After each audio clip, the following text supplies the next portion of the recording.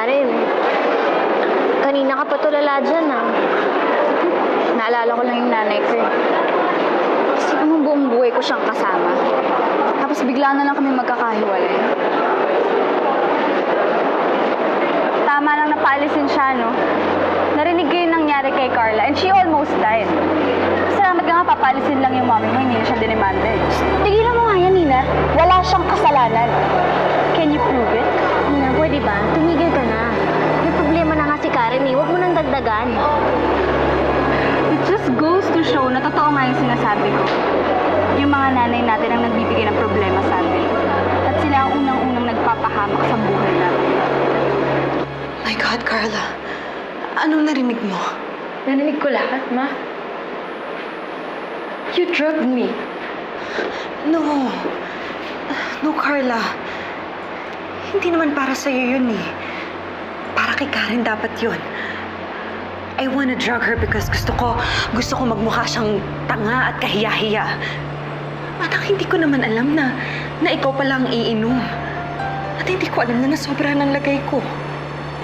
My God, Ma, I almost died. And it's all your fault. But honey, you're okay. You're fine now. Lalabas ka na ng ospital mamaya, hindi ba? Kaya naman pala ayaw mong paimbestigahan si Suzy. Kasi natatakot ka na baka kapag nagkaipitan, madamay ka pa. Carla, anak. Anak, huwag ka na magalit sa akin. Ang importante, nakuha na natin ang gusto natin. At yun ang mapaalis si Suzy. Anak, sometimes you have to make one for the team para makuha mo ang gusto mo. At ngayon, nakuha na natin. Nakuha natin ang gusto natin. Mapapalayas na si Suzy. At ngayong wala na si Suzy, mas madali na nating mapupuntirya si Karen.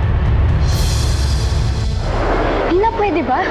Tigilan mo na yung kaimuhan mo. Tantanan mo na yung nanay ko, mapapalayas na nga nang walang kasalanan, gumaganyan ka pa. Fair na tao si Lola Sernan. At kung may papaalisin man siya, dahil yun ang dapat. Porke madaling husgahan ng nanay ko? Ang dali-daling targetin ng nanay ko dahil sa ayos niya. Lalo ka na! Nina, hindi mo ba alam?